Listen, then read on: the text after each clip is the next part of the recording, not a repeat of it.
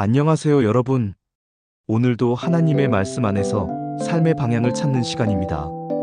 우리가 함께 살펴볼 본문은 구약 성경 창세기 39장에서 41장, 바로 요셉이 억울한 감옥 생활을 거쳐 애굽의 총리가 되는 과정입니다.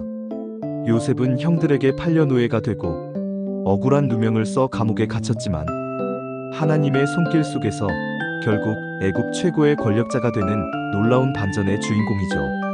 이 이야기에는 고난의 의미, 기다림의 가치, 그리고 하나님의 섭리가 얼마나 정교한지를 보여주는 보석 같은 진리들이 숨어 있습니다. 함께 본문을 살펴보며 오늘의 삶에 적용해 보겠습니다.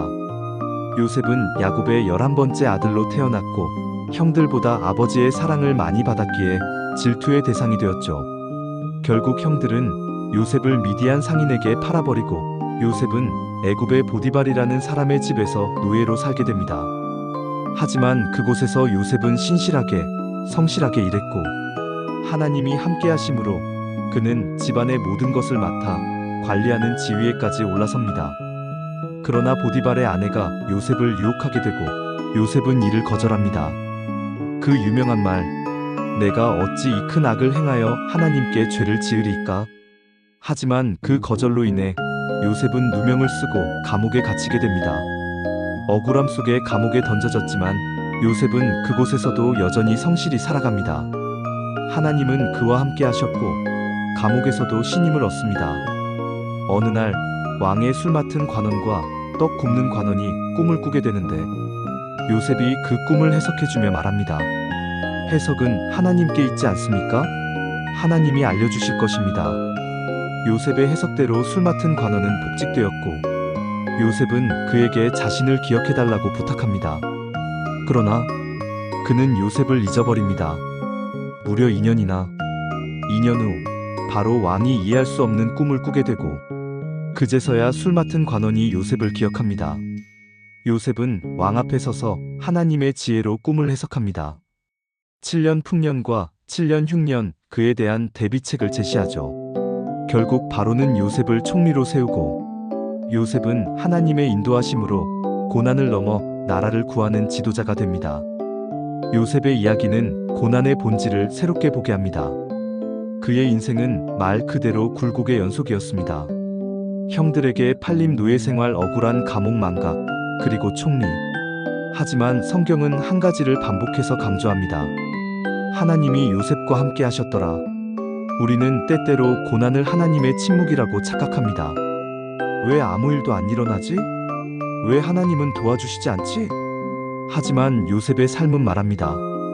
고난 속에서도 하나님은 일하고 계셨고 함께 계셨다고. 특히 눈에 띄는 부분은 요셉이 신세 한탄을 하지 않았다는 점입니다. 억울해도 원망하지 않고 성실하게 오늘을 살아냈다는 것입니다. 그리고 결정적으로 왕 앞에 섰을 때 요셉은 이렇게 말합니다. 내가 아니라 하나님이 그 해석을 주실 것입니다. 이 말은 요셉의 중심이 누구를 향해 있었는지를 보여줍니다.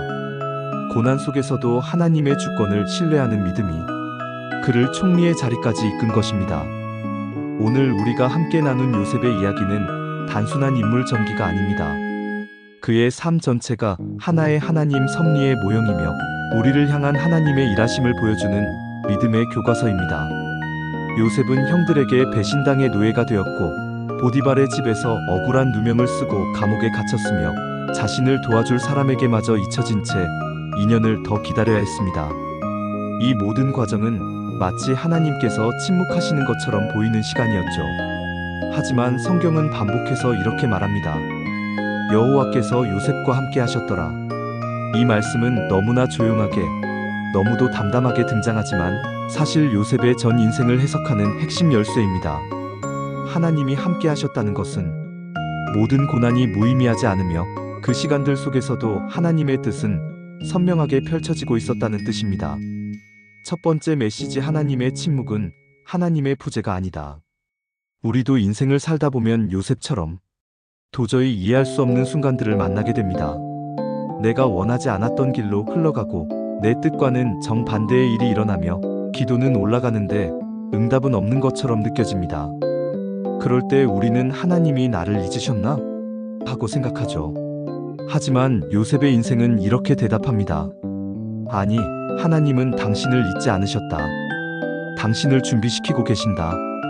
요셉이 감옥에 있는 동안 하나님은 바로가 꾸게 될 꿈을 준비하고 계셨습니다.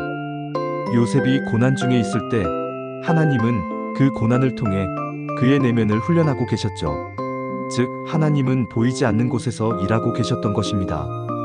여러분도 지금 어떤 기다림의 시간에 있다면 그 침묵이 하나님의 포기가 아닌 하나님의 계획의 일환이라는 사실을 꼭 기억하세요. 두 번째 메시지, 기억되지 않아도 하나님은 당신을 기억하신다. 요셉이 술 맡은 관원에게 자신을 기억해달라고 말했지만 관원은 요셉을 무려 2년 동안이나 완전히 잊어버립니다. 그 2년 상상해보세요. 아, 이제는 나갈 수 있겠다 하고 기대했는데 아무 일도 일어나지 않았고 그 해도 그 다음에도 감옥에 그대로 있어야 했습니다. 얼마나 절망스러웠을까요? 하지만 그 잊힌 인연은 하나님이 요셉을 잊으신 인연이 아니었습니다. 오히려 하나님은 완벽한 타이밍을 기다리고 계셨습니다. 우리는 세상이 나를 주목하길 바라고 사람이 나를 인정해주길 바랍니다. 하지만 진정한 보상과 기회는 사람이 주는 것이 아니라 하나님이 주시는 것입니다. 당신이 지금 직장에서, 가정에서, 사회에서 인정받지 못하고 주목받지 못하는 자리에서 조용히 성실히 살아가고 있다면 그 모습 자체가 하나님 앞에서는 존귀한 순종입니다. 요셉이 아무도 보지 않는 감옥에서 성실했던 것처럼 우리도 기억되지 않아도 믿음으로 살아가는 것, 그것이 바로 하나님의 사람의 모습입니다. 세 번째 메시지, 믿음은 환경보다 중심을 바라보게 한다. 요셉은 총리가 되기 전에도 총리가 된 후에도 한결같이 하나님을 중심에 둔 사람이었습니다. 그가 바로 앞에 섰을 때 그는 이렇게 말합니다. 이 해석은 내게 있는 것이 아니라 하나님께 있습니다. 이 말은 단지 겸손의 표현이 아닙니다. 요셉은 진심으로 자신이 도구에 불과하다는 사실을 인정한 것입니다. 그는 성공해도 교만해지지 않았고 권력을 가져도 복수하지 않았으며 모든 일을 하나님의 섭리 안에서 해석했습니다. 특히 형들이 굶주림 속에 도움을 청하러 애굽으로 왔을 때 요셉은 이렇게 말하죠. 당신들이 나를 해하려고 했으나 하나님은 그것을 선으로 바꾸사 오늘과 같이 많은 사람의 생명을 구원하게 하셨나이다. 창 5020. 이 고백은 요셉이 단지 살아남은 정도가 아니라 그 고난을 하나님의 관점으로 재해석한 사람이라는 증거입니다. 이게 바로 신앙입니다.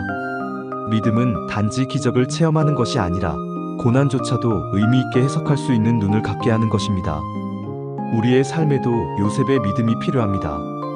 지금 여러분의 인생이 감옥처럼 느껴질 수도 있고 잊힌 존재처럼 느껴질 수도 있습니다. 혹은 사람들의 배신으로 마음에 상처가 가득할 수도 있겠죠.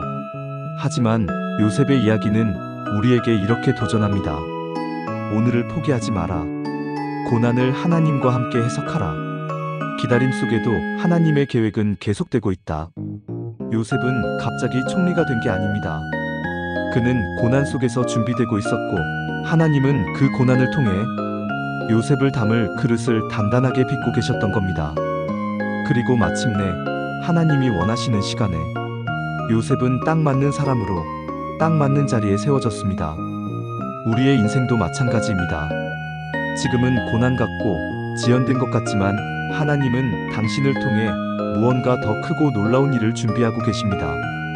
그러니 오늘을 신실하게 살아내세요. 하나님의 이름을 부르며 성실히 정직하게 순종하며 기도로 마무리하겠습니다. 하나님, 요셉처럼 고난의 순간에도 당신을 신뢰하는 사람으로 살아가고 싶습니다. 눈에 보이지 않아도 응답이 없어도 당신은 일하고 계시다는 믿음을 주세요. 지금의 기다림이 언젠가 하나님의 완벽한 시간표로 연결되게 하소서. 예수님의 이름으로 기도합니다. 아멘.